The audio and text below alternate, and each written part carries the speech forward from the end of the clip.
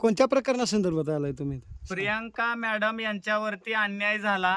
या डोंगर गावामध्ये महाराष्ट्रातला सगळ्यात मोठा अन्याय प्रियांका गायकवाड यांच्यावरती झाला आणि याला वाचा फोडण्यासाठी मुख्यमंत्र्यांची लाडकी बहीण, सुनित्राताईंची लाडकी बहीण, एकनाथ भाऊंची लाडकी बहीण आणि आमच्यासारख्या सामाजिक कार्यकर्त्याची लाडकी बहीण ह्याला कुठं तर न्याय मिळावा आणि त्या महिलेनं स्वतःचं बरं वाईट काय करू नये आणि म्हणून आम्ही आधार देण्यासाठी या डोंगरगावमध्ये, या उन्हाच्या रानामध्ये, या पत्र्याच्या शेडमध्ये आम्ही आलेलो आहोत.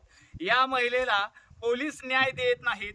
कोर्टाचा निकाल त्यांच्याकडून असताना प्रांतानं आर्थिक साठलोट करून हा न्याय दिलेला आहे का, हे आमचं मत आहे. कोणत्या आर्थिक अभिलाषापोटी ही गोष्ट केलेली आहे का, ह्याचा पूर्ण SIT चौकशी होईल, ED चौकशी होईल, या सगळ्याच गोष्टीची पर्दाफाश होईल आणि शासन यंत्रणा जर याच्या जबाबदार असेल तर 100% मी आणि रामचंद्र घोटुगडे आमच्याबरोबर काय 20 ते 30 जणांची टीम आहे. अमित शाह साहेबांच्याकडे, देवेंद्र फडणवीस साहेबांच्याकडे यांची तक्रार करून या महिलेला 100% न्याय मिळेल. आणि जी वैशाली मॅडम आहे, ॲडव्होकेट वैशाली मॅडम, या कोर्टाचा आणि वकिलकीचा धाक दाखवून या आपला महिलेला त्रास देत आहे मानसिकदृष्ट्या.